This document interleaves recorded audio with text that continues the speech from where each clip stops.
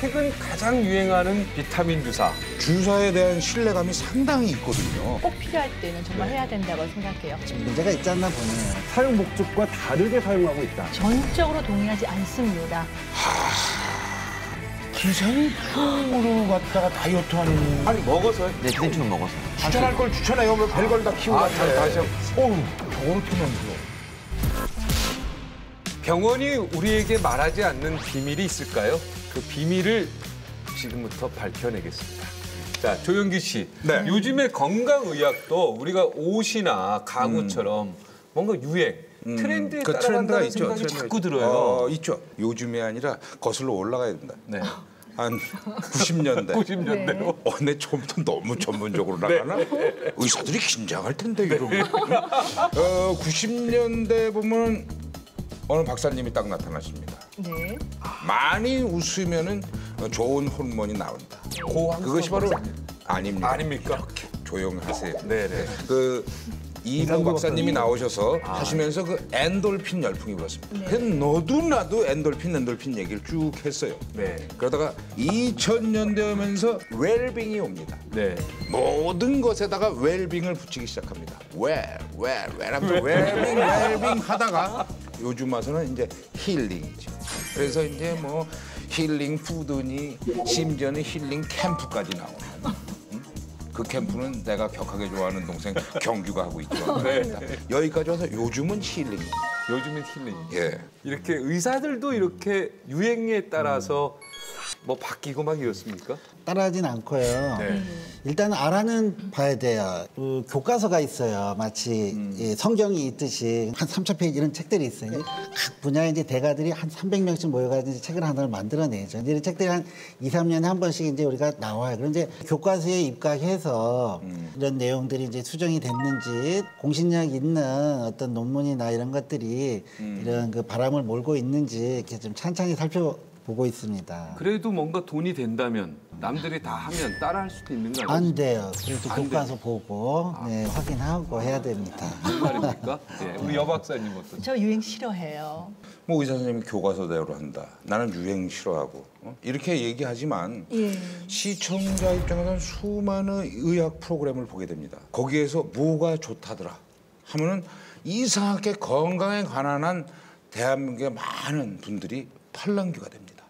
기자들은 잘 알 거 아닙니까? 최근에 유행하는 그 독특한 이 건강법이 있습니까? 여러 개가 있는데요. 중국 부유층 사이에서 유행하고 있는 이제 젊은 여성의 모유 건강법인데 그러니까 이 개념은 아이에게 정말 좋은 건강한 거라면 어른이 먹어도 괜찮겠다라는 개념에서 나온 거거든요. 물론 아직 이런 것들이 어떤 뭐 근거나 이런 걸 가지고 있지는 않습니다만 참 인상 깊었던 그런 건강관리법이었습니다. 근데 이게 젊은 여성의 모유가 네. 저도 봤어요. 표현을 이렇게 하더라고요.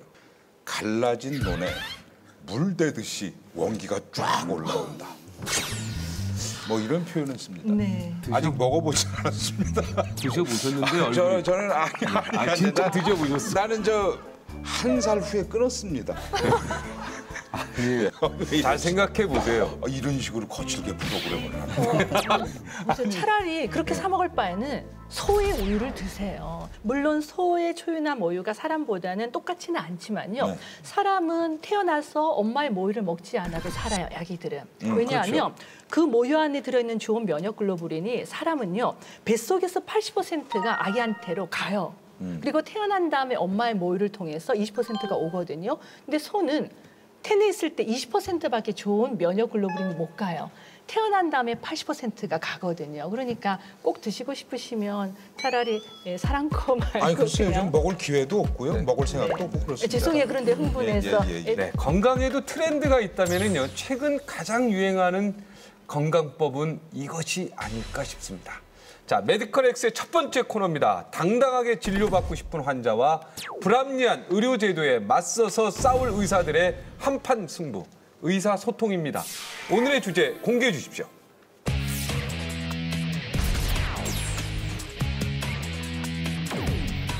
그러니까 인터넷 같은 데서도 많이 뜨고 그 제일 대표적인 사례 아이유 그 피부 바뀐 색깔 같은 것 때문에 미용적인 거 아닌가요? 얼굴이랑 몸 전체적으로 하얗게 해주는 연예인들이 만든 주사? 여자들이 많이 만든 주사라고. 피부에 좋은가? 더 하얘져. 효과 있으면 관심 있죠, 아무래도. 아이유 보면 되게 까맸다가 하얘졌잖아요. 그것 때문에 되게 맞고 싶은 생각이 많아요. 근데 한 번쯤 하얀 피부를 받고 싶어요. 정말 말대로 기적의 주사인지 제가 직접 맞아보러 병원에 왔습니다. 함께 들어가 보시죠.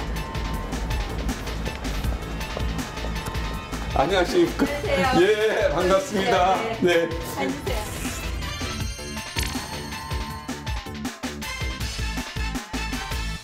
많이 피곤하시죠? 네, 굉장히 피곤합니다. 잠을 잘 못 자요. 아, 우리 몸에서 받는 스트레스 중에 가장 큰 스트레스가 잠을 못 자는 거예요. 네. 근데 이럴 경우에는 주사를 뭘 주냐 하면 네. 첫째는 글루타치온이라고 간기능을 개선하면서 활성산소를 해독시키는, 또 한 가지는 그거는 비타민 B1을 활성화시켜가지고 직접 주사에 넣는 거기 때문에 네. 지금 이게 이제 소위 한간에서 이야기하는 비타민 주사다. 맞아요. 지금부터 한번 해보죠. 들어가겠습니다. 예, 해보죠. 고맙습니다. 제가 지금 이제 비타민 주사랑 혈액 검사를 받습니다. 몸이 좋아진다니까 기대해보고 도전을 하겠습니다.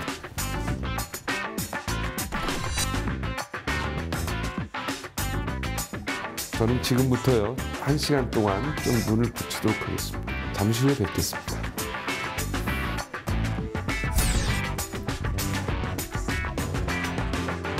비타민 주사.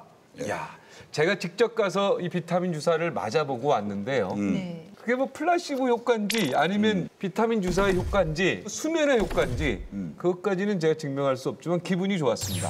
혹시 무슨 주사 맞았는지 정확하게 아세요? 그 비타민 주사인데요. 그렇게라고만 숙취 얘기하죠. 해소에 맞아요. 좋고. 아마 요즘 병원에서 비타민 주사라고 하는 주사들이 굉장히 많이 나와 있는데요. 네. 실제로 그 성분이 굉장히 많이 다양해요. 그래요. 근데 그걸 무슨 어려운 주사 이름을 칭하기 어려우니까 이제 합쳐서 비타민 주사라고 이렇게 이야기를 하고 있거든요. 네, 조동천 기자가 우리 국민이 열광하는 비타민 주사 탑 5를 좀 정리해 주시겠습니까? 식약처에 정식으로 문의를 했습니다. 네. 그래서 식약처에게 답변을 받았고요. 일단 배국 주사라는 게 있는데, 그러니까 배국 주사 얼굴을 하얗게 한다는 주사죠.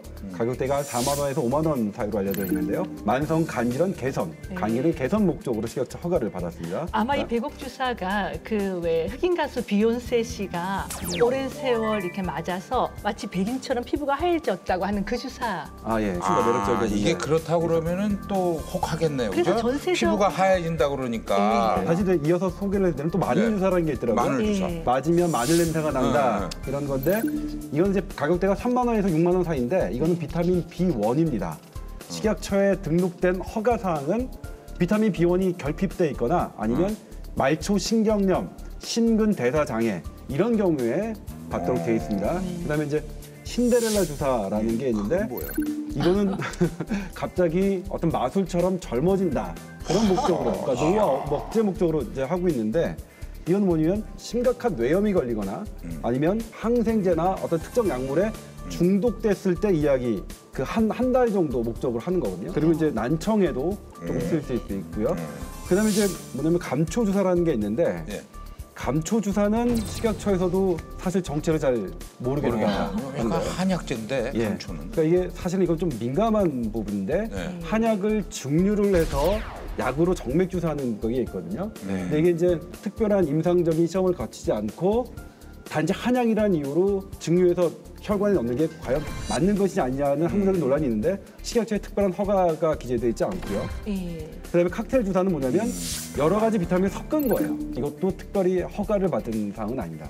지금 우리가 맡고 있는 이런 배국 주사, 마늘 주사, 신데렐라 주사, 감초 주사 이런 부분들은 식약처에 등록되어 있는 목적은 완전히 다른 그런 약들이 되는 거죠. 죄송한데 그 마늘 주사가 진짜 마늘 아까 말한 대로 증유해서 넣은 겁니까? 아닙니다, 아닙니다. 아, 마늘하고 이름만- 상관없습니까? 예. 그러니까 이거는 비타민 B1이 사실은 맞을 때 내부에서 약간 마늘 그런 냄새가 느낄 수 있거든요. 네. 그래서 사람들이 마늘 주사 이렇게 얘기했던 것 같아요. 마늘하고는 전혀 상관없는. 그러면 저렇게 이름 붙이면 저 같은 사람들은 헷갈릴 수도 있고요. 네. 아까 그 식약청의 목적하고 네. 지금 이렇게 뭔가 유혹하는 듯한 저런 이름 붙이는 건 좀 잘못된 거 아닙니까? 법으로 어떻습니까? 네, 일단 법적인 걸 말씀드리면 이것으로 신데렐라 주사, 마늘 주사, 배국 주사로 광고하는 건 현행 의료법상 불법입니다. 그래요? 네, 이게 불법이군요. 다만 비타민 B1이라고 얘기를 하고 이걸 피로 회복 목적으로 주사를 하는 것은 불법은 아닙니다. 네. 조영기 씨는 지금 5개 중에 어떤 거 맞고 싶으십니까? 저는 한 2가지는 맞아봤고요. 네. 마늘 주사하고 칵테일 주사라는 거. 저도 모르겠어요. 그게 플라시보 효과인지는 모르겠습니다만 느낌이 나쁘지는 않았던 것 같다는 생각은 들어요. 네, 저는 한 번도 안 맞아봤어요, 사실. 아 그래요? 왜냐하면 제가 또 워낙 뭐 이게 허벅지도 두껍고 건강 체질이어서 아파본 적도 없지만 사실은 이제 비타민 C 같은 것도 필요량 외에는 사실 다 소변으로 배출이 되거든요. 사실은 소변만 좀 비싸져요. 그렇기 때문에 건강한 사람이나 뭐 특별히 여기 적응증이 되지 않는 이상은 저도 안 맞아봤지만 이렇게 뭐 결코 이렇게 권장은 잘 안 하고 있습니다. 근데 의사들은요, 포도당은 맞아도 비타민 주사는 안 맞는다 이런 이야기도 있던데. 왜냐하면요, 제가 술은 좀 아니까 술을 먹으면 이 혈당 수치가 좀 떨어져요. 그렇기 때문에 그래서 우리 꿀물을 먹잖아요. 근데 이제 막 오버히트가 나오니까 이제 먹을 수가 없으니까 이제 이거를 꽂아주고 그다음에 비타민 B1은 섞어줘야 돼요. B1이 포도당 대사의 필수거든요. 그렇기 때문에 비타민 B 계열이랑 포도당은 아주 술 먹고 힘들 때는 사실은 직방이에요. 그러니까 지금 남재현 선생님은 비타민 주사는 별 효과 없다는 취지고. 저는 정말 술 먹고 비타민 주사 놔달라고 하는 남성분들 보면요, 어떨 때는 화가 나요.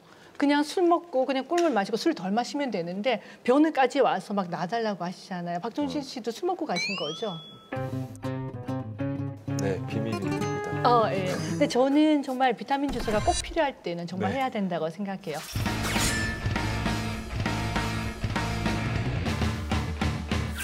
같은 의사들끼리도요. 그러니까 이 비타민 주사를 맞는다 안 맞는다 의견이 분분합니다. 비타민 주사가 과연 효과가 있는지 이게 굉장히 중요한 얘기예요. 그러니까. 효과가 있는지 이걸 검증해내는 것이 저희 메디컬 X에서 꼭 해야 할 의무입니다. 자, 우리 남재현 박사님 어떻게 생각하십니까? 저는 그 일정 부분 이제 좀 피곤하고 무리가 되고 이런 경우에 이제 효과가 있지만 별다른 증상이 없고 또 예방 효과 정도로는 사실은 좀 문제가 있지 않나 보네요. 우리가 화장품 같은 경우에는 비싼 화장품을 써도 효과가 입증되지 않았지만 그래봤자 어차피 내 피부가 좋아지지 않는 거죠. 하지만 주사제는 좀 다르더라고요. 주사제는 분명히 잘못됐을 경우에 치명적이기 때문에 내가 기대하는 효과가 확실해야 되고 그게 객관성을 가져야만 맞을 수 있는 거지 그냥 밑자의 본전식으로 할 수 있는 그런 건 아니라고 생각합니다. 근데 일반적인 우리 환자 입장에서는 감기 때문에 병원 가잖아요. 근데 약만 줘준단 말이에요, 의사가. 그러면 굉장히 섭섭해합니다. 선생님, 저는 있잖아요. 주사를 그냥 한 방 놔주세요. 이래서 주사에 대한 신뢰감이 상당히 있거든요. 뭔가를 예방하는 목적으로 주사를 맞을 필요는 저는 절대로 없다라고 생각해요. 어디 가도 진단받지 못하는 어떤 증상으로 시달리고 내가 너무나 힘들 때 정말 아주 잠깐 이용하는 비타민 주사가 있을 거고요. 감기 부분도 마찬가지인데요. 비타민 C가 감기를 예방하지는 않아요. 그런데 감기균이 어느 느낌이 들어요. 그럴 때 평소에는 500에서 1000mg을 먹고 있다가 감기가 들어온다는 느낌이 있을 때 이걸 뭐 3000mg, 6000mg 늘리면 감기의 증상을 약간 완화하거나 감기 앓는 기간을 줄이는 그 사람이 느끼는 괴로운 부분이 약간 약해질 수 있다. 그리고 필요하다면은 비타민 도움도 저는 받을 수 있다라고 생각해요. 그러니까 이제 이 피로 증세는 상당히 좀 살펴볼 필요가 있어요. 우리 얼마 전에 몇 년 전에 그랬죠? 간 때문이야, 피로는 간 때문이야. 제가 그것 때문에 실제로 보던 적이 있습니다. 근데 유럽에서 연구가 있었어요. 한 4만 명 대상으로 했는데 만성 피로를 호소하는 사람들의 절반은 아무 이유가 없었습니다. 어떤 이상이 있었던 사람들의 절반이죠. 절반 가운데 가장 많은 원인은 이 근골격계가 아플 때 그랬어요. 아프면 피곤하게 느끼는 거예요. 그 다음이 뭐였냐면 우울증이었어요. 기분이 안 좋으면 피곤하게 느끼는 거예요. 실제로 간에 이상이 있어서 만성 피로를 호소하는 사람은 0.003%였거든요. 피로는 상당히 심리적인 겁니다. 그러니까 우리가 비타민 C가 피로를 회복하려고 한다. 회복 목적이라는 것 어떤 듣는 사람의 입장, 연구자의 목적에 따라서 상당히 조작이 가능한, 조작이 너무도 쉬운. 피로는 간 때문이 아닙니다. 저 전적으로 동의해요. 피로의 원인이 많죠. 아까 우울증 얘기하셨잖아요. 그죠? 그러니까 우울증 환자가 감기에 걸리면 그렇지 않아도 입맛이 없는데 밥도 더 못 먹고요. 굉장히 많이 힘들어요. 저는 그런 분들을 많이 봤고 정말 그럴 때는 일부 도와주는 게 나쁘지 않다. 이런 증상이 있고 뭐가 있으면 거기에 이제 맞게 치료는 하는데 이제 이런 것들이 뭐 예방이라든지 건강한데 또는 이제 피부, 이제 미용 뭐 이론적인 관점에서는 사실은 필요가 없지 않나 이렇게 보죠. 그래도 돈이 되는데 건강한 사람이 나달라고 하면 어떡하시겠습니까? 안 놔줘요, 그래도. 왜냐하면 뭐 식욕이 떨어져서 못 먹었다든지 궤양이 있고 속이 쓰리다든지 그래서 이제 못 먹어서 먹을 수 없는 사람이면 이제 놔주지만 건강한데 뭐 얼굴이 좀 하얗게 된다든지 뭐 좀 기력이 번쩍 눈이 좀 나게 한다든지 사실 그런 효과는 기대할 수가 없거든요. 그런 사람은 효과도 없기 때문에 고기나 좀 더 사 드시고 오시라고. 그런데요, 이게 환자 입장에서 가면은 병원에 가잖아요. 그러면 뭐 내과도 좋고 뭐 정형외과도 좋고 둘레 여기 뭐가 있나 쳐다보거든요. 그러면 여기저기 군데군데 빠지지 않고 비타민 주사, 모 주사가 엄청나게 많이 붙어 있어요. 맞아요. 그러면 그래서- 읽어보잖아요. 예. 야, 저런 효과가 있어? 저건 맞아봐야겠다. 이런 생각 하잖아요. 당연하죠. 그래서 그럴 때는 유행을 따라가면 안 되고 그때 앉았을 그때는 이제 환자의 선택이죠. 내가 건강하고 내가 집에 가면 먹을 수 있고 지금 몸도 괜찮으면 그걸 맞을 필요가 없다고 저는 생각해요. 하지만 내가 지금 너무 열이 나고 삭신이 쑤시고 내일은 아이도 돌봐야 되고 남편도 뒷바라지해야 되고 출근도 해야 되면 그럴 때는 하나의 선택의 방법이 될 수도 있다라는 거죠. 만약 우리가 상한 비타민 약을 먹으면 우리가 배탈 정도에 끝나요. 그냥 아주 안 좋아져봤자. 근데 상한 비타민 C 주사를 맞으면 폐혈증에 걸리죠. 치사율이 60% 되는 겁니다. 그러니까 혈관에 들어가는 주사라는 치료 행위는 우리가 선택으로 볼 수 있는 게 아닙니다. 그거는 근데 나는 중요한 게 많은 여성들 입장에서 그 이뻐진다고 나오고 피부가 하얘진다고 나오면 내 컨디션하고 상관없는 거예요. 예뻐지기 위해서 맞는다는 거지. 그러니까 의료가 점점 필수제에서 뭔가 좀 사치제로 바뀌는 듯한 느낌이 가는데요. 이게 결코 옳은 건 아니죠, 지금? 네, 그렇죠. 이 두 가지 현상 때문에 그런 건데 사실은 이제 우리가 예뻐지려고 하고 어떤 미용이 사람들의 중요한 관심사에 들어왔다는 것 하나와 우리나라 의료 현상이 필수 의료가 아닌 다른 부분에 대해서 훨씬 더 돈을 벌기 쉽게 구조화되어 있다는 두 가지가 결합돼서 이런 현상이 벌어지고 있는데요. 근데 여기서 짚고 넘어가야 될 게 우리가 PPC 주사라는 게 있죠. 이게 뱃살 빼가지고 주사하는 유행했습니다. 이게 어떤 목적으로 허가를 받았냐면 간 경변에 의한 간성 혼수 보조제입니다. 이 전혀 상관없네요. 아무 상관없습니다. 우리 의식을 잃은 사람들에게 쓰는 약이 이 뱃살 빼는 주사를 했단 말이에요. 이게 유행처럼 했는데 미국이나 유럽은 어떻게 했냐면 이 약을 가지고 뱃살 빼는 주사로 쓴 건 너무 그리고 맞지 않다 해서 사실 미국과 유럽에서는 이 PPC 주사를 뱃살 빼는 목적으로 사용하는 걸 금지했습니다. 불법이에요. 근데 우리나라는 아직도 그대로 하고 있죠. 사용 목적과 다르게 사용하고 있다는 부분은 분명히 우리가 생각해볼 여지가 있는 거죠. 그렇다면은 신데렐라 주사, 배곡 주사 이런 것도 간 기능의 향상 주사, 뭐 당뇨 향상 주사, 뭐 이렇게 정확히 바꿔야 옳은 거네 그러면. 네, 명칭은 원래 그렇게 바꿔야 되는 게 맞습니다. 환자에게 이 목적으로 설계된 주사이고, 하지만 이게 피부 미용 효과가 있다라는 것. 근데 피부 미용 효과가 있다라는 것도 사실은 근거가 좀 필요합니다. 만약에 배곡 주사나 신데렐라 주사를 갖고 간이 좋아하시는 주사라 그러면 맞는 사람이 대폭 줄지 않겠습니까? 그런 생각 안 드십니까? 그렇죠. 특히 여성분들 같으면. 네. 그러나 속이는 거 아닙니까? 환자들을 사실상 이 단어를 가지고 현혹시킨다. 그렇게 상술이다. 거죠. 이렇게 표현할 수 있죠. 네, 제가 이 비타민 주사가요. 효과가 없다고 주장하는 국립암센터의 의사 한 분을 직접 만나고 왔습니다. 함께 보시겠습니다.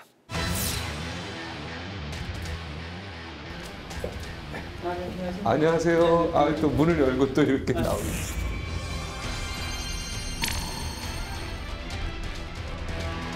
선생님, 비타민이 우리 몸에 굉장히 중요한 거죠? 네, 그렇죠. 그러니까 아주 우리 몸의 생명 유지에 필요한 물질이란 것이죠.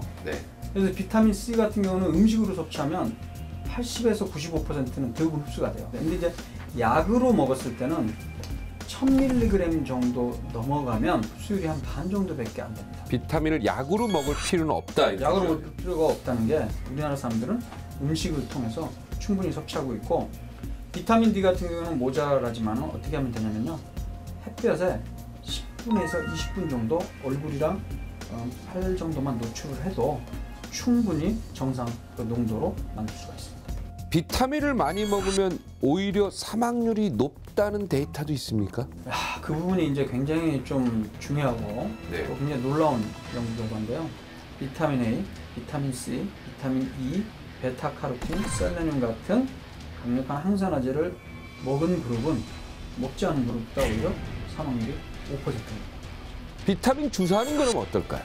이론적으로 봤을 때 우리 몸에 도움을 줄 가능성은 분명히 있습니다. 그러나 아직까지 비타민 주사는 사람을 대상으로 한 임상시험에서 입증된 바가 없는 상황이 지금 현재 상황이고요.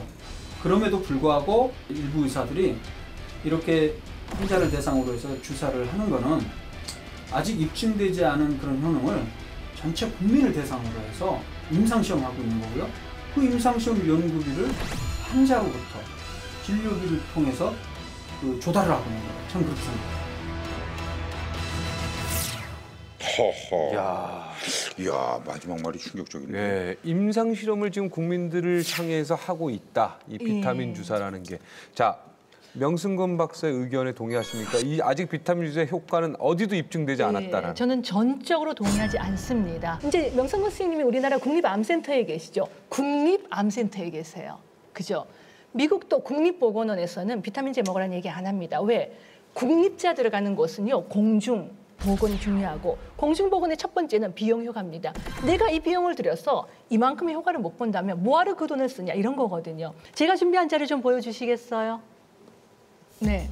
사람이 건강하게 살려면 음식을 어떻게 먹어야 되는지를 이 피라미드에 썼습니다. 이 피라미드는요. 아래쪽은 많이 먹어야 되는 음식, 위에 딱 자른 꼭지는 적게 먹어야 되는 음식이에요. 이렇게 매일 먹는 사람이 혹시 있으세요? 우리 힘들죠. 힘들죠. 네, 없죠. 자, 그래서 왼쪽 아래를 한번 보십시오. 왼쪽 아래를 보면 매일 종합 비타민제와 여분의 비타민 D 영양제를 따로 먹어라 이런 공고를 했습니다.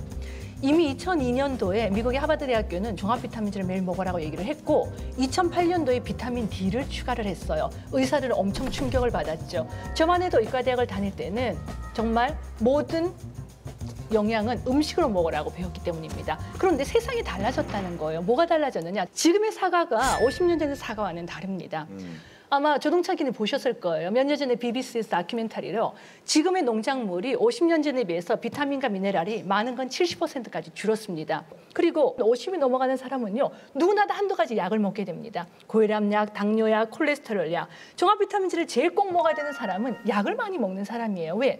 모든 약물은 우리 몸에서 영양소를 빼내가기 때문이거든요. 근데 올해 2014년 1월 달 미국 그 내과의학회에서 했던 그 회의 내용을 조금 우리가 분석해 볼 필요가 있는데 여기 이제 두 가지 연구가 발표됐습니다. 비타민 C, 뭐 베타카로틴 이런 것 얼마나 우리 건강 증진 효과가 있느냐 하는 걸 분석한 거였는데 존스 홉킨스가 베타카로틴에 대해서 했고요. 하버드 대학이 비타민 C에 대해서 했는데 별로 건강 증진 효과가 없다는 게 올해 1월에 발표된 내용이거든요. 네, 그래서 그 내용은요. 특히 베타카로틴이나 비타민 A 같은 경우는 음식으로 먹는 게 최고라는 거는 그거는 영양제로 처방하는 의사들도 다 동의해요. 내가 음식을 그렇게 못 먹는다면 보조적으로 먹는 것에 대해서까지 저는 아니다, 틀렸다, 절대로 먹지 마라 이 말을 할 필요가 없다는 거예요. 그러니까 우리가 이런 게 있어요. 친구들 동창회 가든지 뭐 하면은 간장약이나 비타민 같은 거는 막 이렇게 먹고 하거든요. 심지어 주사인데 이거는 부작용은 없냐 이 얘기예요. 그럼요. 이게 정맥 주사로 이제 용량이 많이 들어가기 때문에 실제로는 이제 검증이 좀 필요하고 이 백옥 주사라는 게 그 필리핀 사람들이 또 좀 많이들 맞았나 봐요. 근데 그것 때문에 이제 약물 부작용 때문에 스티븐 존슨이라고 막 피부 일어나고 뭐 수포 잡히고 이제 이런 것도 있고 그다음에 이제 신장 손상된 경우도 있고 해가지고 필리핀 정부에서는 이제 금지시켰어요. 비타민 주사를 필리핀에서는 비타민 주사는 아니고 이제 그 백옥 주사, 글루타치온 이거는 이제 금지시켰었거든요. 굉장한 부작용이 있다. 그럼요. 네. 2010년도에도 이제 한 보고서가 나왔는데요. 이 글루타치온 주사, 백옥 주사가 백반증이나 저색소증, 그러니까 비슷한 개념인데요. 그러니까 피부의 색소를 만드는 그 멜라닌 세포의 기능을 방해해서 그러니까 피부가 비정상적으로 하얘지고 그다음에 복통, 신장 이런 기능에 영향을 줄 수 있다는 보고들이 되어 있습니다. 신장이 안 좋으신 분들이 정말 이런 정맥 주사는 주의를 하셔야 돼요. 왜냐하면 콩팥이 안 좋은 분들은 갑자기 물이 조금만 더 들어가도 굉장히 콩팥이 상할 수 있거든요. 그러니까 그런 검사를 하지 않고 이런 주사를 놨다가 정말 혈액투소 실로 쫓아가는 그런 분들도 생기니까 주의하셔야 되고. 이걸 어떻게 환자가 근데 주의합니까? 그래서 의사 선생님들이 보통 오시면은요. 네. 혈액 검사나 이런 걸로 신장 기능 검사라든지 소변 검사 같은 것들을 하잖아요. 해보고. 아니 다르죠. 왜냐하면은 그럼 우리가 소변 검사하면은 며칠 걸리고 혈액 검사해도 결과 나오려면 며칠 걸리는데 비타민 주사 맞으러 가면 바로 누우세요 그러고 쑥 맞으는데 보통 바로 보자마자 온 환자에게 그런 주사를 놓지는 않아요. 간단한 비타민 B나 비타민 C나 이런 것들을 환자분들에게 물어보죠. 뭐 몸에 안 좋으신데 없습니까? 최근에 그럼 물어봐요. 우리 둘이 계속 마주보고 있어. 얼굴 맞추는데 우리는 좀 황당한 분위기. 환자 입장에서 봤을 우리는 때는 뭐 그렇게 맞은 적이 없는데 그렇죠. 맞죠. 정확히 맞죠. 의사 선생님들이 간단하게 물어보죠. 과거에 어떤 병이 있었는지 그런 문제는 하고 간단한 주사 정도는 놓을 수는 있지만 그래도 신장이 나쁜 분들은 잘못하면은 큰일 날 수 있어요. 그 여혜서 선생님 말씀을 정리해 보면은 네. 대개의 비타민 주사는 큰 부작용은 없다. 아니요, 대개 아니고요. 포도당하고 B1하고 C예요. 일부의 비타민 유사는 괜찮지만 더 복잡하게 들어가는 것들은 면밀한 검사를 통해서 혈액 해야 검사를 됩니다. 맞아야 된다. 요즘에 이제 뭐 2,000ml, 뭐 3,000ml 막 그 이상 이제 쓰거든요. 이제 그래서 그런 이제 고용량들이 실제로 신장이 안 좋은 사람한테는 신장 결석이나 또는 식욕 부진 오히려 피부 발진 이런 것들을 일으킬 수 있다는 건 이제 교과서에 나와 있는 얘기들이니까. 이 고용량의 비타민 C가 우리 관심을 끄는 건 이제 항암 효과가 있느냐 없느냐의 문제겠죠. 네, 그거 질문 드리려고 했어요. 비타민 주사. 이거 암 치료에 비타민을 사용한다. 이런 이야기를 들었거든요. 이게 정말 진실적으로 맞는 이야기인가? 사실은 그러니까 처음 비타민 C 고용량 요법이 세상에 알려진 게 미국 국립보건원에서 알려졌습니다. 폐암 말기 환자 5명을 대상으로 아무 치료가 없어요, 이 사람에게는. 남아있는 게 없으니까. 그것만 했어요? 예, 고용량 비타민 C 주사만 딱 했습니다. 근데 2명에게서 사진을 보면 2명이 완벽히 나았어요. 나았어요? 예, 2명이 결제 폐암 덩어리가 5개가 있는데 4개가 싹 사라졌어요. 그래서 이 사람이 이걸 케이스 리포트로 국제학회에서 발표했습니다. 이게 이제 고용량 비타민 C가 항암제로 알려지게 된 결정적인 계기가 됐고요. 이 사건을 계기로 전 세계 비타민 C의 시장 규모가 5배나 커졌습니다. 그런데요, 5명 중에 2명 나왔다는 거는 우리가 사실로 받아들이기가 조금 부족하거든요. 왜냐면 그래서 이 사람이 이게 진짜인지 아닌지 확인했어요, 이 사람이요. 그래서 그 다음에 27명을 대상으로 실험을 했는데 두 번째 실험에서 이 박사가 실패했어요. 증명을 못했군요. 물론 이분은 아직 자기는 믿는다 하고 다음 시험을 진행하고 있다고 밝혔지만 현재까지는 화두를 던진 사람에 의해서조차 이 부분은 아직 명확하지가 않다라는 게 현재까지 입장인 거죠. 그래서 이 비타민 C 고용량의 암 치료라는 게 역시 이제 뭐 논문이나 리포트들이 있을 수는 있지만 아직까지 교과서에 실리는 이제 표준요법으로는 돼 있지 않고 만약에 그런 표준요법이 돼 있는데 안 했다. 그러니까 의사의 직무유기죠. 하지만 이제 파일럿으로 여러 가지 의견들은 있을 수 있는 상황 아닌가 그런 생각이 드네요. 항암제보다는 비타민 C 주사가 굉장히 싸지만요. 비타민 C 자체로 비타민 그 주사는 우리 흔히 맞는 그래도 흔히 맞는 거는 굉장히 좀 비싸지 않습니까? 그러니까 이게 가격이 천차만별이라는 거죠. 이 병원은 이 정도에 놔줬는데 저 병원 저렇게 놓고 가격이 이게 정찰제도 아니고 좀 이상해요. 그래서 이 가격은 누가 정하는 겁니까? 효능과 용법이 명확하게 입증돼서 제도권에 들어와 있으면 정부가 그 값을 정하는데 이거는 제도권 밖에 있는 거기 때문에 그 공급자가 마음대로 정할 수 있습니다. 원가는 어느 정도? 원가는 그게 1,000원이냐 아니냐에 따라서 다른데 1,000원이라고 하더라도 우리가 뭐 10만 원이라고 한다면 그 원가는 사실은 10,000원이 안 된다고 볼 수가 있죠. 또 하나가 이제 여기는 의사의 전문 행위가 들어가는 수가라서 그래서 이제 원가만 갖고 비교하기는 어렵습니다만 아무튼 원가에 비해서는 사실 좀 가격이 아무래도 높겠죠. 기생충으로 갖다가 다이어트하는 아니 먹어서요? 네, 기생충을 먹어서요. 뭐 해보는 건 해볼 수 있다고 생각해요, 저는. 추천할 걸 추천해요. 왜 별걸 다 키우고 저렇게 넘겨. 바로 이효리 씨가요. 블로그에 소개해서 품절 사태를 이룬 나 12kg 정도 감량을 했는데 지금은 요요가 온 건가요? 지금까지 하여튼 각종 비타민 주사에 대해서 열띤 토론을 해주셨는데 의사인 나로서 우리 남재현 박사는 나는 맞지 않겠다 이렇게 얘기했어요. 웬만하면 안 맞겠다. 네. 자, 조영규 씨 환자 입장에서 보면 어떻습니까? 오늘 비타민 주사 이야기. 친구들은 이렇게 즐기는 사람 있어요. 이런 쪽에 몸에 좋다면 막 하는 친구들. 그런 사람들이 또 유난히 많고 예뻐진다면 아무 생각 없이 하는 분들. 그런 분들은 이 비타민이 만병통치는 아닌 것 같다. 이런 결론이 내려지고요. 그건 뭐 여기서 동의하는 것 같고 여기가 너무 치열하게 왔다 갔다 하다 보니까 오늘 머리가 아픕니다. 그래서 오늘은 나의 친한 동생 의사 남재현 박사한테 가서 비타민 한 대 맞고 싶습니다. 네. 아 형님 옷도 안 놔주고 제가 아까 보니까 과자도 뭐 잘 먹고 음료수도 먹던데 그래. 그러면은 주사 필요 없고요. 그래요. 그 3만 원으로 저랑 고기에 상추 아유, 해가지고 그것도 좋습니다. 그러시면 될 것 같아요. 오늘 하여튼 비타민 주사의 부작용에 대해서 이야기를 한 것 자체가 우리 시청자 여러분께 큰 도움이 될 것 같습니다. 오늘 의사소통에서는 비타민 주사를 주제로 지금 찬반 공론을 벌였는데요. 제가 여기서 확실히 말씀드릴 수 있는 것은 물론 70년 후에는 어떻게 될지 모르겠지만 비타민 주사의 효능 효과는 아직 입증이 안 됐다는 사실입니다. 이번 순서는요. 카더라 처방전입니다. 뭔마하더라. 방송이나 인터넷을 통해서 무지막지하게 쏟아지고 있는 의학계의 소문 카더라. 그래서 저희 메디컬엑스 카더라 처방전에서 여러분이 헷갈려 하시는 의학계의 카더라의 진실을요. 지금부터 제대로 밝히겠습니다.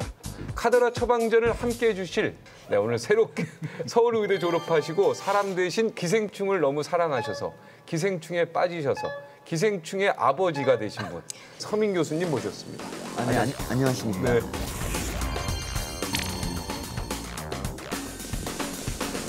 왜 기생충을 사랑하게 됐습니까? 제가 그 외모 때문에 좀 고생을 많이 했어요. 이제 지금은 이제 좀 뜨고 나니까 잘생겼다는 사람도 있는데 어릴 때는 진짜 못생겼었거든요. 그래서 외모 때문에 그 공부도 못할 것이고 성격도 안 좋을 것이라는 그런 편견을 많이 받았어요. 근데 나중에 보니까 기생충도 사실 그렇게 해로운 애들은 아닌데 외모 때문에 이제 굉장히 차별을 많이 받고 있더라고요. 그래서 그들의 변호인이 되겠다는 마음에 기생충을 했습니다.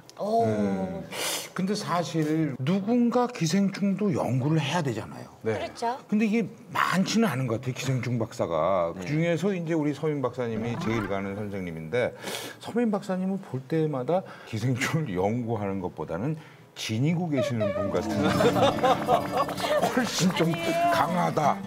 그런 느낌은 있어요. 귀여우세요. 네. 자, 본격적으로요. 카더라 처방전 시작해 보겠습니다.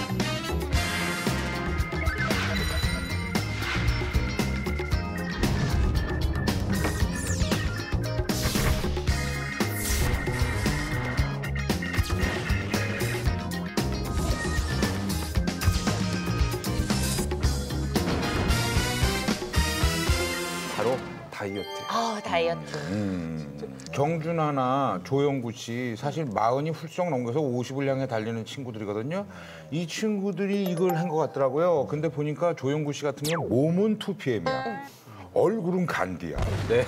맞아요. 정준하 씨도 무한도전에서 그럼. 늙었다고 얘기 많이 들은 게 정말 몸은 짐승돌인데 얼굴이 폭삭 늙었더라고요. 그 얼굴이 좀 주름이 지고 그런 거는 어떤 다이어트든지 좀 단시간에 좀 살을 많이 빼신 분들은 다 이런 부작용이 있습니다.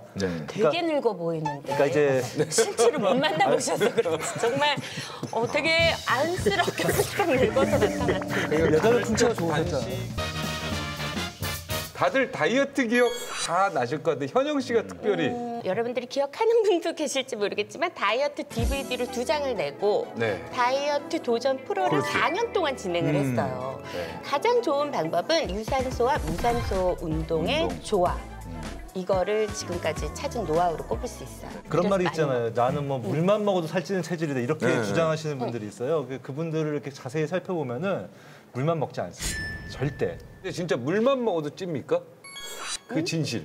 그러니까 물을 먹어도 살이 찌는 경우가 어떤 경우냐면요. 이렇게 다이어트를 했는데 다이어트를 보통 이제 굶는 다이어트나 뭐 이렇게 뭐 밥을 적게 먹는 다이어트 많이 하잖아요. 네. 그러면 가장 먼저 빠지는 게 뭐냐면 수분이에요. 수분이 가장 먼저 빠집니다. 근데 그거는 그냥 물을 마시면 다시 채워집니다. 그러니까 저희 결국은 수분이 빠졌다가 다시 채워지는 거예요. 그러니까 물만 먹어도 살이 찐다. 그 말이 여기서 나오는 겁니다. 근데 사실 이 자리에서 우리가 다이어트 얘기를 쭉 했지만 편안한 자세로 우리를 보면서 은근 비웃는 분이 계시잖아요. 우리 남재현 박사가 또 다이어트에서는 또 거성이신데. 네, 거성이죠. 우리 저 소 교수님 옆에 있으니까 좀 더 있어 보여가지고 네. 좀 뚱뚱해 보이는 것 같은데 저는 사실은 지금은 뭐 다이어트가 필요 없는 근육형 체질입니다. 네. 진짜요? 아니 뭐 보여줄 수도 없고 제가 허벅지가 워낙 두꺼워요. 아니, 상상 임신 같은 얘기를 하는 거 아니에요? 보여드릴까요?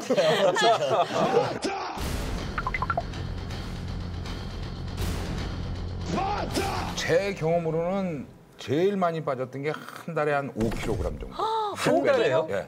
5kg? 예. 그러니까 다이어트를 한다니까 많이 먹지는 않을 거 아니에요. 그러면서 슬슬 장세척만 해주니까 쭉 빠져. 근데 이 장세척이라는 거는 변이 남아있는 잔변이라든가 이런 것들을 이제 걷어내는 거고 체중 감량이나 살 빼는 거와는 크게 관계가 없습니다. 근데 5kg 빠지셨잖아요. 그럼 금방 다음 달에 또 세척 안 받으시면은 그냥 끼는 거예요? 그렇죠. 콜라 햄버거 먹으면 다시 그냥 원상복귀 돼버리죠. 다시 원상복귀 되셨습니까? 그때? 네, 5kg 장선 쪽에서 빠진 거. 100일 천하라고나 할 때. 다시 돌아오신 것 같은. 잠시 하고 또 흥분해갖고 옷을 몇 벌 샀습니다. 그 옷 아직도 못 입고 있습니다. 역시 남 박사님 말씀이 맞네요. 우리 서민 교수님은 다이어트 안 하실 것 같은데. 제가 알게 모르게 배가 좀 있어요. 뭐 해봤어요? 그래서 저 90년대에 이제 제가 그때 한참 여자 만나고 그럴 때인데 90년대 여자 만나고 지금까지 안 만나요. 그게 아니라 그래서 이제 전 좋은 모습을 보이기 위해서 다이어트를 한 적이 있는데요. 그때 이제 이뇨제가 효과가 좋다 그래서 약 그걸 먹었어요. 근데 한 5일쯤 하니까 어떻게 돼요? 한 3kg쯤 빠지더라고요. 빠지긴 빠졌는데. 3kg 빠지니까 굉장히 기분이 좋더라고요. 그래서 계속 하면은 좋을 것 같긴 했는데 이제 그 비슷한 시기에 그 이뇨제 다이어트를 하던 여대생이 이제 죽었다는 이런 신문 기사가 났었어요. 체중을 줄이기 위해 살 빼는 약을 상습적으로 복용해온 여대생이 약물 부작용으로 숨졌습니다. 그래서 그때 이제 그만뒀죠. 서 교수님이 이제 봤던 것 같아요, 기사. 갑작스럽게 좀 빼시려고 무리하게 좀 하셨는데 이제 이뇨제는 진짜 그야말로 물만 빼는 거거든요. 체지방이나 이런 거와는 이제 관계가 없고 탈수만 이제 주로 시키고 또 한편으로는 잘못하면 그 전해질 불균형이 또 올 수가 있고 이뇨제로 뺀 그거는 아마 그 여자분 만나가지고 사이다 먹어서 다시 쪘을 것 같은데요. 안 오르게 말씀하신다. 아 근데 나는 지금 서 박사님 나오셔서 언뜻 생각나는데 기생충으로 갖다가 다이어트 하는 게 외국 사례에 있더라고요. 예, 외국의 그 가수 중에서 그 마리오 칼라스라는 그 소프라노 가수가 있는데요. 이제 그 기다란 기생충을 이제 몸에 넣어가지고 더러워. 한 15kg 이상 뺐다고 그래서 아니 먹어서요? 네, 기생충을 먹어서. 아 기생충이 그렇게 많이 먹어 뭐를? 근데 사실 기생충이 그렇게 많이 먹지 않습니다. 기생충 중에서 그 뚱뚱한 기생충은 하나도 없거든요. 다 날씬합니다.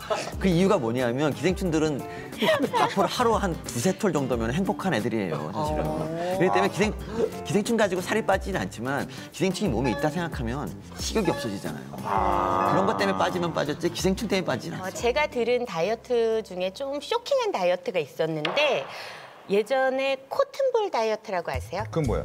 에디 머피의 딸이 실제로 손뭉치를 먹어서 위에 손뭉치, 그 코튼이에요. 손뭉치 다이어트라고 하는데 이거를 직접 먹어가지고 위에 손뭉치를 싸놔서 뭐 그런 방법을 하는 다이어트래요. 솜을 진짜 먹습니까? 이거를 실제로 미국에서는 10대, 20대들이 많이 따라했다 그러더라고요. 손뭉치를 먹는 거예요. 이 동영상 맞아요. 저걸 먹는 거예요? 그러니까 저 솜을. 어우. 어떻게 솜을 먹습니까? 참 문입정 선생님이 봤으면 놀랄 거다. 꿀떡 삼킵니까? 어우, 저걸 어떻게 넘겨? 그래서 저게 위에 고여 있으면서 포만감을 주는 거. 그런 방법이죠. 그거는 엄청 위험한 방법이에요, 사실은. 이제 이 위나 소장이나 이런 대장 같은 데 달라붙어가지고 부피는 커지고 해서 장폐세나 이런 거가 있을 수 있어서 저거는 진짜 해서는 안 되는 다이어트고. 정말 위험한 방법. 그거보다 더 끔찍한 걸 제가 인터넷에서 봤는데 막 혀에 막 그 플라스틱 막 그 꼬매서 막 심은 거 봤는데. 네네 맞습니다. 그게 뭐야? 그 혀 패치 다이어트라고 하는 건데요. 네. 그 2009년에 그 미국의 그 한 성형외과 의사가 이제 개발한 거라고 합니다. 근데 네. 저게 이제 혀에다 저렇게 플라스틱 패치를 네. 한 우표 크기 정도 되죠, 저게 보니까. 우표 크기 되는 걸 저렇게 꼬매서 붙이고 있는 거예요. 한 6번 정도 좀 꼬맸잖아요, 지금. 네. 그러니까 이게 혓바닥에 뭘 심어 놓으니까 음식을 먹을 때 아파요. 아프니까 못 먹는 거죠.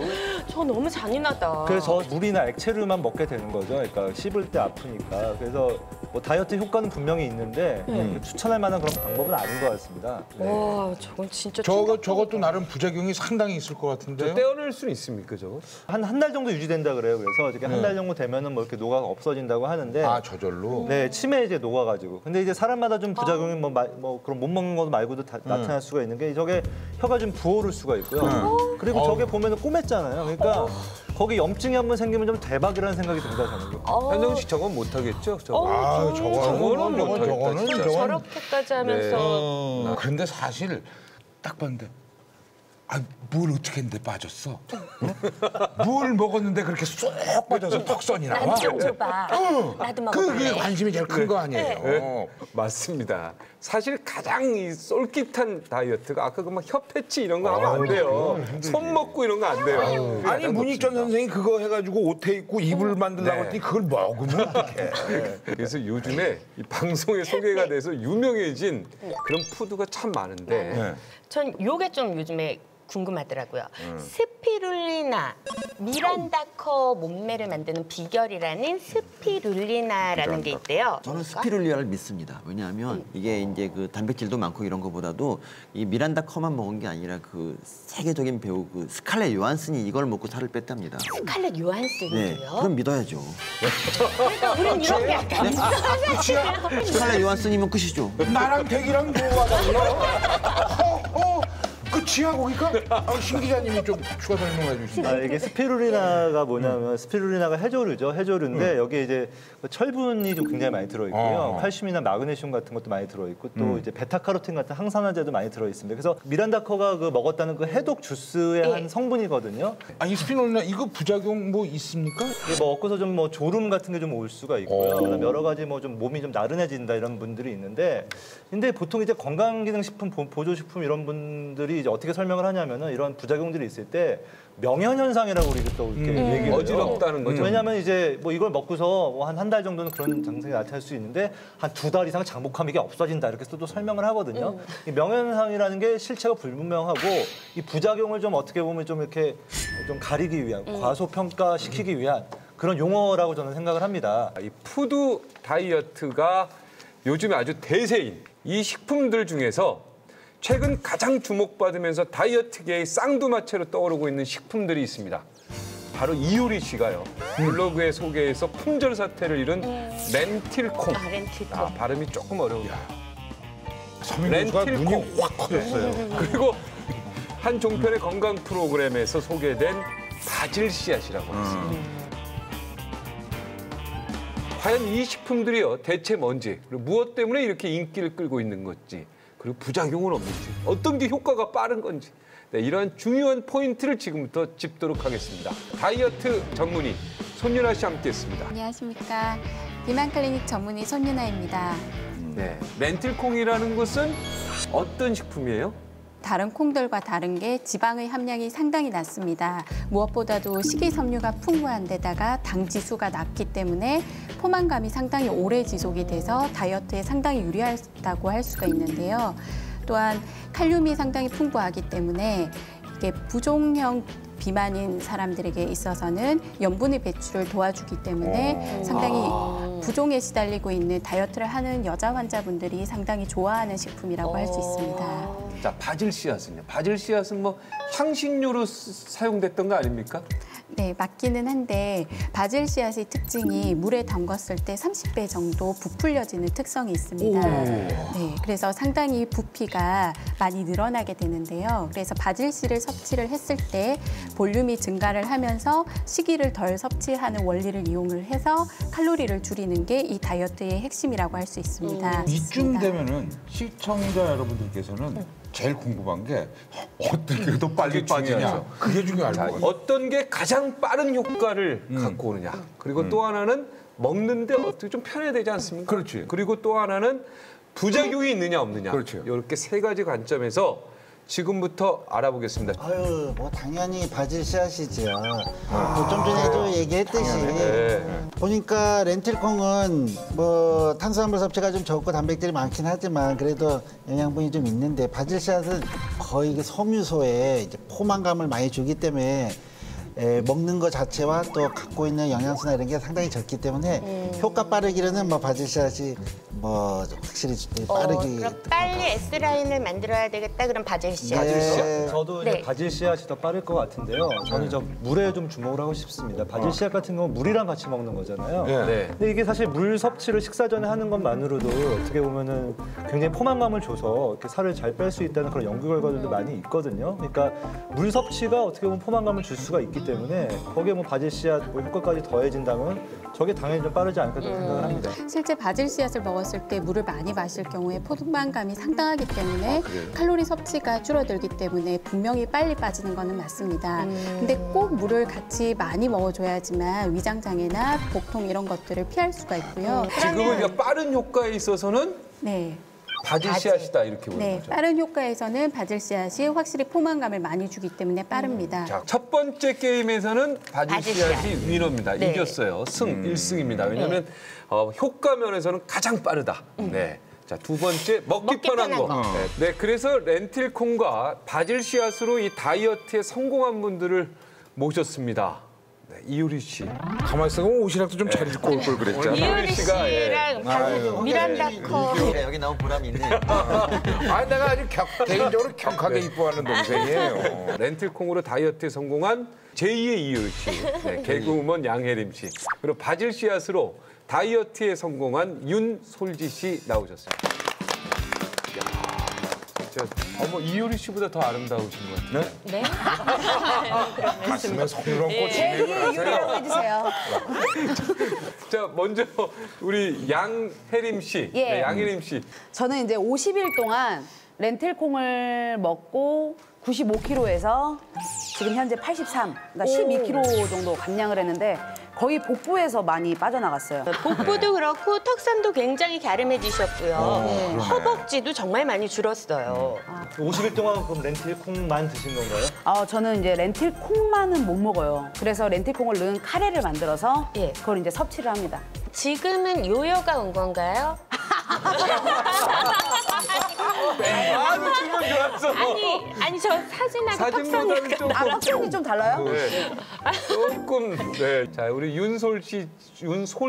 네, 저는 원래 67kg 정도였거든요. 근데 복부 비만이 굉장히 심했었어요. 네. 근데 이제 5개월 동안 바질 씨앗 꾸준히 섭취하면서 이제 가벼운 운동, 그냥 가벼운 유산소 운동 통해서 5개월 동안 7kg 감량해서 현재 60kg. 근데 하고 많은 다이어트 방법 중에 바질 씨앗을 선택한 이유는 뭐예요?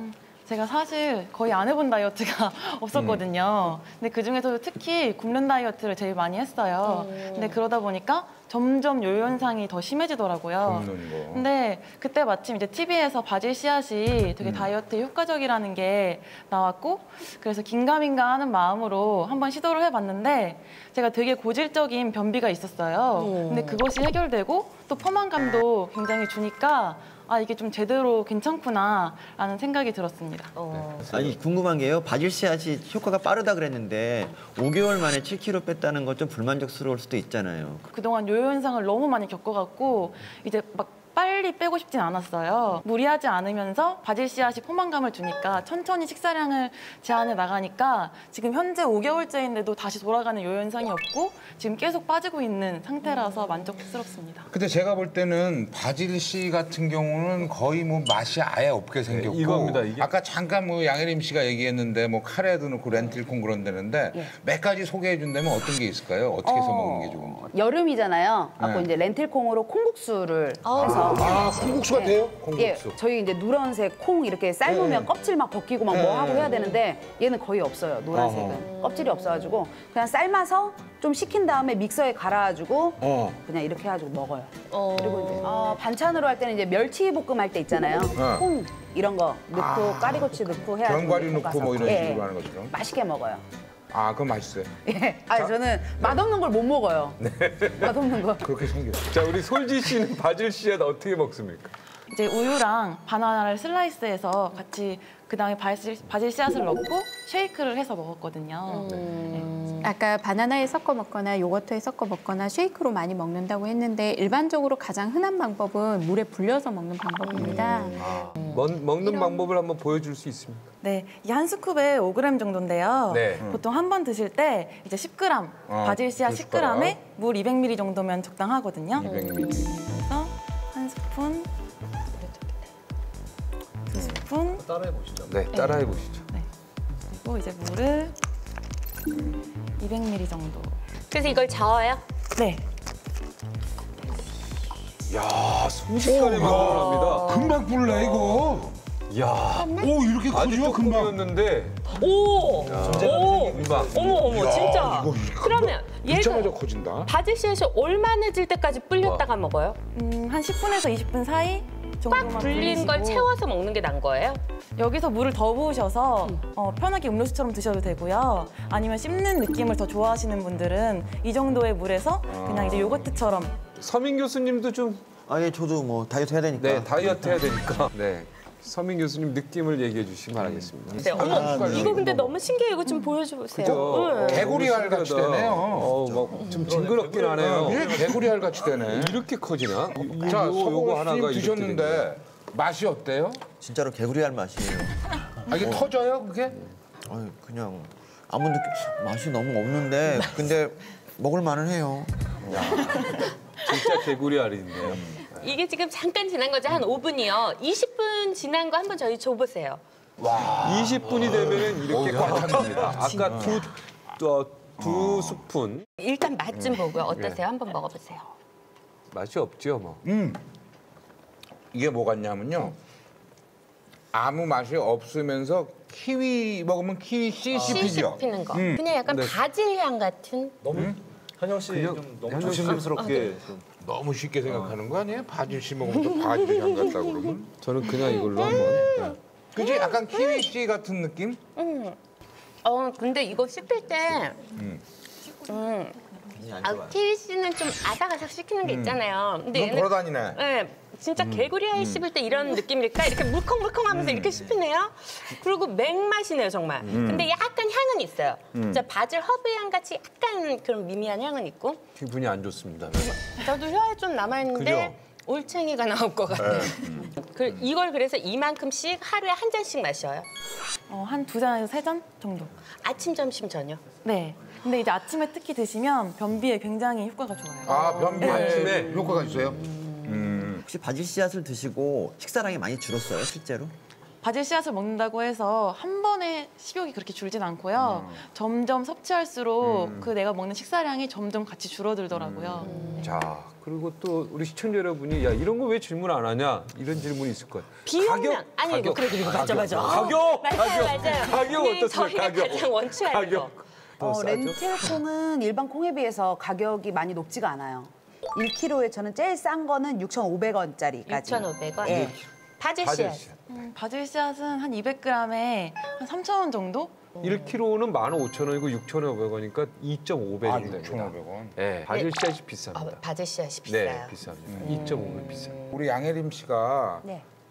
모습으로 봐서는 그동안에 수차례 다이어트를 하셨을 것 같아요. 여러 번에 걸쳐서 네. 실패도 거듭하시고 그래도 이게 제일 나은 것 같아요 하는 뭐가 있을 거 아니에요? 양약도 먹어보고 배에다 주사도 맞아보고 한약도 먹어보고 전기로 지방분해침이 있어요 어우, 다 한의원에 했네, 그것도 그래도. 맞아보고 원푸드 저는 레몬 디톡스도 해보고 토마토, 포도 막 이렇게 안 해본 다이어트가 없어요. 이걸 먹게 되니까 이거는 이제 거부감이 없어요. 근데 약간 향은 인도 향이 약간은 나요. 먹다 보면 근데 막 거북하거나 막 그러진 않고 그래갖고 맛있게 먹고 있습니다.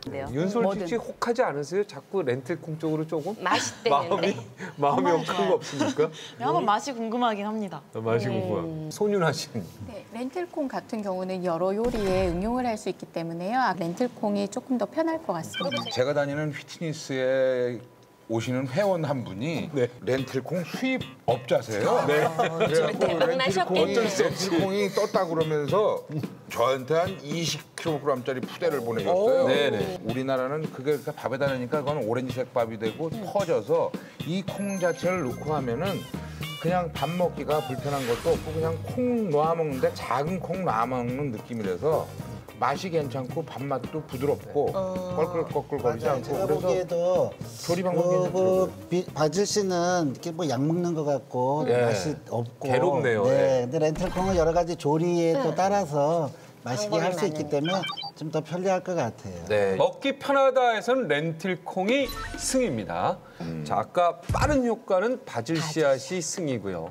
사실 근데 뭐 다이어트가 가장 중요하게 생각해야 될 면은 부작용이에요, 부작용. 그럼 이번에는 다이어트 어떤 것이 더 부작용이 적은지 알아보도록 하겠습니다. 바질과 렌틸콩 가운데 우리 몸에 치명적인 부작용이 있는 것은 어떤 건지요? 먼저 바질 씨앗 같은 경우는 제가 실제로 먹어봤는데요. 네.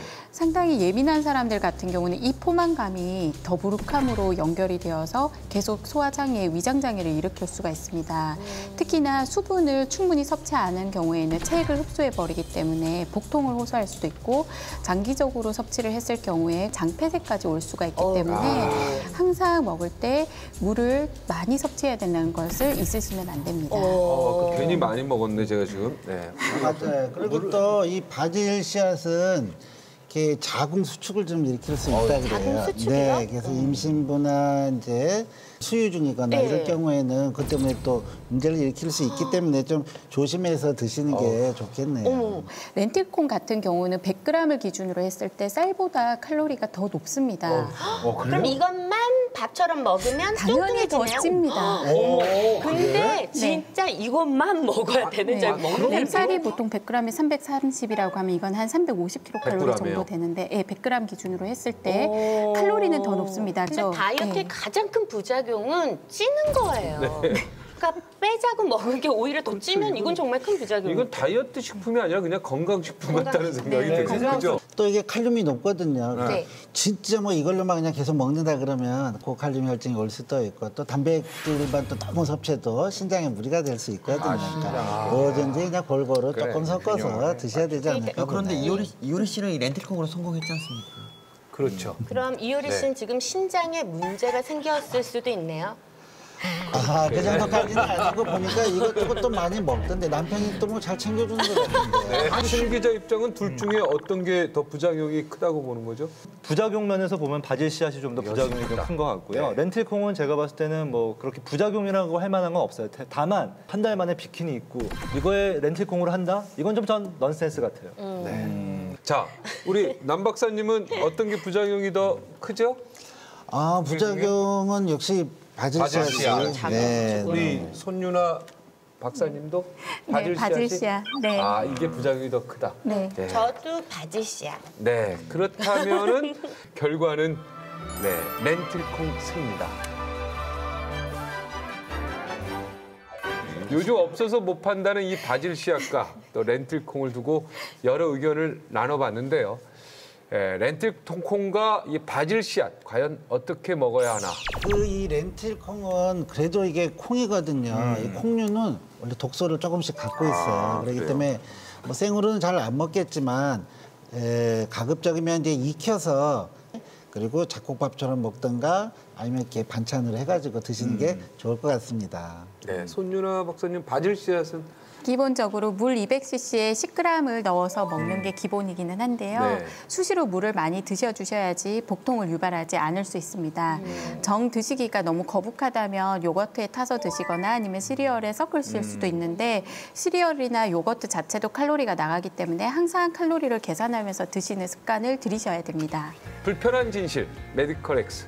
다음 이 시간에 또 뵙겠습니다. 시청해 주셔서 대단히 고맙습니다.